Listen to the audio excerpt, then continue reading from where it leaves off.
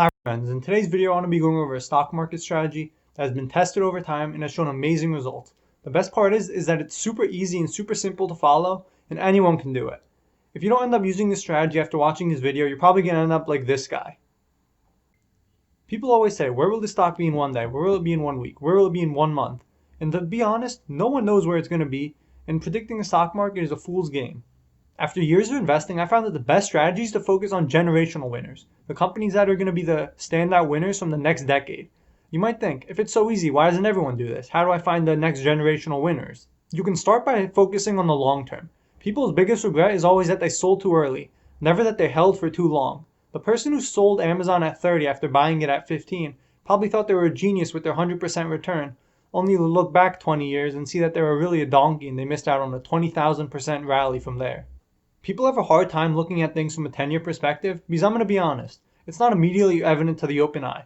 Also, so much of what they see in the news and the investing articles, such as on CNBC, are about short-term events. And most investors have a focus of less than a year. So by not looking at decades, you're doing yourself a disservice because the longer you invest for, the more compound interest is a benefit to you. Then we have the herd mentality, where people are too narrow-minded to invest in innovative and disruptive stocks because they don't have a vision for the future. By not investing in the stocks that are going to be relevant in the future, you're doing yourself a disservice because the stock market is forward-looking. Humans in general have a tendency to go for instant gratification, and it's a terrible thing in investing because many people like to sell stocks just because they're at a profit. And this is like cutting a flower while it's still growing. There's still so much potential and you're trimming it way too early. The last reason people have trouble with investing is that they have the fear of missing out. They always hear about the next Tesla, the next Amazon, that GameStop is going to 1,000. And you don't want to miss out because who would want to miss out on those huge opportunities? But investing for the pure reason of not missing out is one of the dumbest ideas ever because you will have no conviction in the stock and you will thus make irrational decisions, like buying GameStop at the top or buying Nikola. Meanwhile, it only sells t-shirts on their website. Before I go any further, I want to make a clear distinction between good future outlook for a sector and good future outlook for stocks. So they're typically correlated, but if we look at something like the electric vehicle sector, which is so overvalued right now. There's so many companies out there competing, and they all say that they're going to be the next Tesla. Most of them don't even have any revenue, and most of them really have no competitive advantage, and people are just pouring so much money into them, pricing in so much future growth. So the electric vehicle market would be a good example of a great sector, but there's terrible stocks in it because they're pricing in way too much growth, and it probably won't lead to good investor returns from here.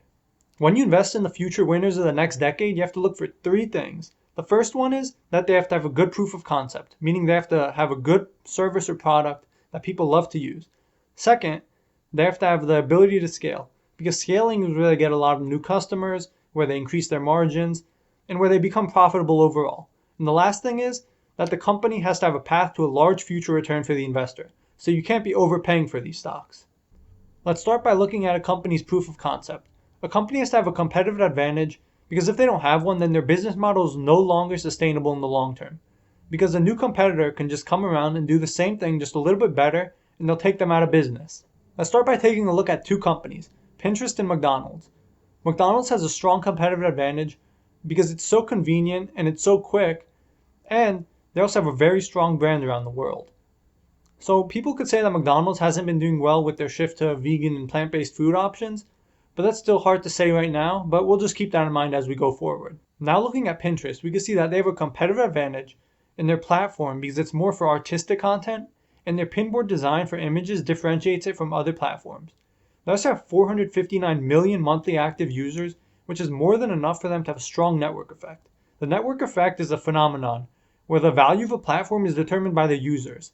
For example, you don't have social media because of the platform itself. You have it because you can follow your friends and your favorite content creators on it.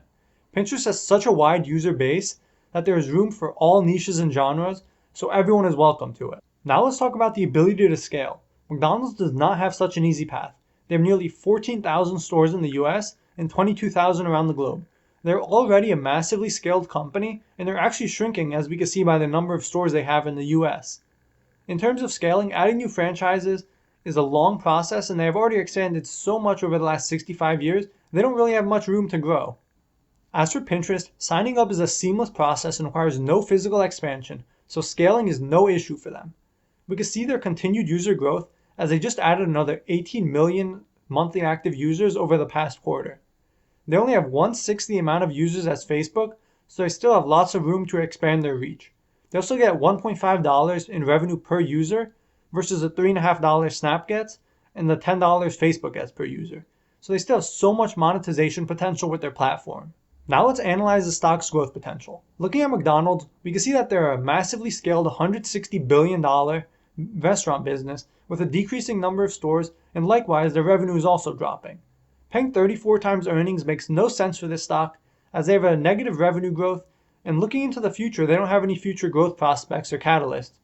So I don't really see a reason to invest in this company. It seems like it's pricing in too much growth that simply does not exist.